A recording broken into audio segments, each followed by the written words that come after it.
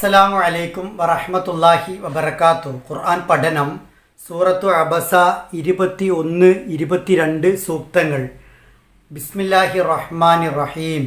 സുമ്മ അമാതഹു ഫഅഖ്ബറ, പിന്നീട് അവനെ മരിപ്പിക്കുകയും മറമാടുകയും ചെയ്തു.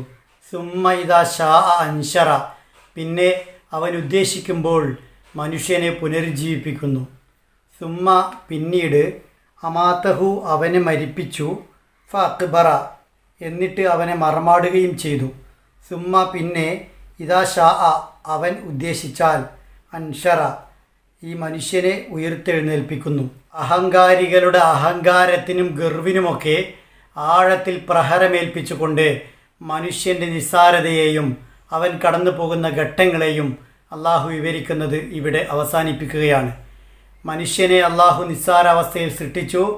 എന്നിട്ട് അവനെല്ലാ ഘടനയും നൽകി ജീവിക്കാനുള്ള സൗകര്യങ്ങളും ഏർപ്പെടുത്തിയ ശേഷം ജീവിതാന്ത്യത്തിൽ സുമ്മ അമാതഹു, അവനെ അള്ളാഹു തന്നെയാണ് മരിപ്പിക്കുന്നത്. മരണത്തിൻ്റെ ദിവസവും സമയവും എല്ലാം കണക്കാക്കുന്നത് അള്ളാഹുവാണ്. ഫഅഖ്ബറ മരണശേഷം അവനെ മറമാടാനുള്ള സൗകര്യമൊരുക്കുന്നത് ഇതെല്ലാം റബ്ബാണ്. സുമ്മ ഇദാ ശാ അൻഷറ, ഇതെല്ലാം ചെയ്ത അതേ റബ്ബ് തന്നെ അവൻ ഉദ്ദേശിക്കുന്ന നാളിൽ മനുഷ്യനെ പുനരുജ്ജീവിപ്പിക്കുകയും ചെയ്യും. മനുഷ്യ സൃഷ്ടിപ്പിൻ്റെ ഈ ഘട്ടങ്ങളെല്ലാം തീരുമാനിച്ച അള്ളാഹു തന്നെയാണ് പുനരുജ്ജീവിതം എന്നൊരു ഘട്ടത്തിലൂടെ കടന്നു പോവുകയും അവിടെ വിചാരണയും രക്ഷാശിക്ഷയും നിങ്ങൾ നേരിടേണ്ടി വരുമെന്ന് പറയുകയും ചെയ്തത്. ഇതെല്ലാം അള്ളാഹുവാണ് തീരുമാനിച്ചതെങ്കിൽ അതും അള്ളാഹു തീരുമാനിച്ചു വെച്ചിട്ടുണ്ട്. അതിനാൽ നിങ്ങൾ അംഗീകരിച്ചേ പറ്റൂ. ഈ 2 സൂക്തങ്ങളിൽ ആദ്യം മരണത്തെയാണ് പരാമർശിച്ചത്.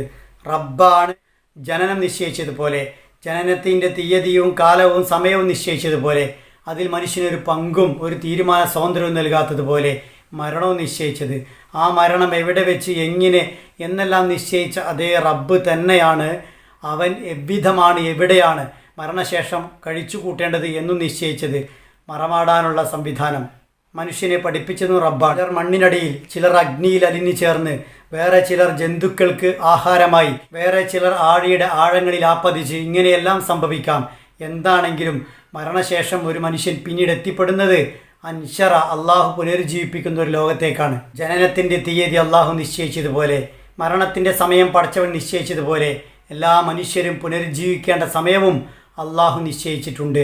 മനുഷ്യൻ്റെ ജനനത്തിലും മരണത്തിലും മനുഷ്യൻ്റെ ഇഷ്ടാനിഷ്ടങ്ങൾക്ക് അള്ളാഹു പരിഗണന കൊടുത്തിട്ടില്ല. അതുപോലെ പുനരുജ്ജീവിതത്തിലും കൊടുക്കുകയില്ല.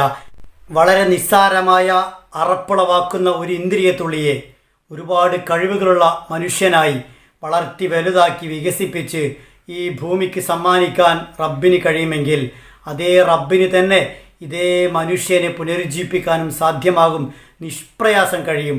അതിൻ്റെ വിഷയത്തിൽ നിങ്ങൾ സംശയിക്കേണ്ടതില്ല, തർക്കിക്കേണ്ടതില്ല. അത് ഉറപ്പായും സംഭവിക്കുക തന്നെ ചെയ്യും. സുമ്മ ഇദാ ശാ അൻഷറ, ആ ഒരു പുനരുജ്ജീവിതത്തെ സ്ഥാപിക്കാനാണ്, തെളിയിക്കാനാണ് ബുദ്ധിയുള്ളവരുടെ മുന്നിൽ മനുഷ്യ സൃഷ്ടിപ്പിൻ്റെ നിസ്സാരതയും ആ നിസ്സാരതയിൽ നിന്നും അവൻ പല വഴികൾ വെട്ടിത്തെളിച്ച് എത്തിപ്പെട്ടതുമെല്ലാം സൂചിപ്പിച്ചത്.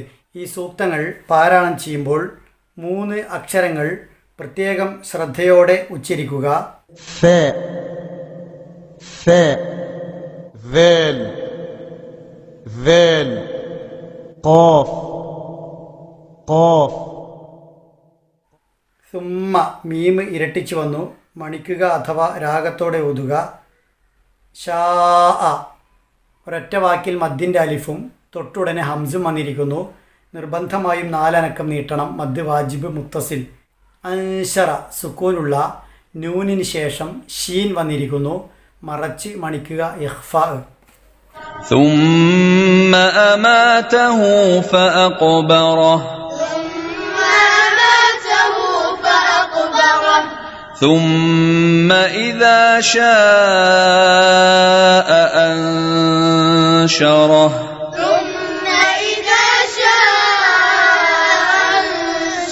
അല്ലാഹു സുബ്ഹാനഹു വ തആല എല്ലാ അർത്ഥത്തിലും നമ്മെ അനുഗ്രഹിക്കുമാറാവട്ടെ.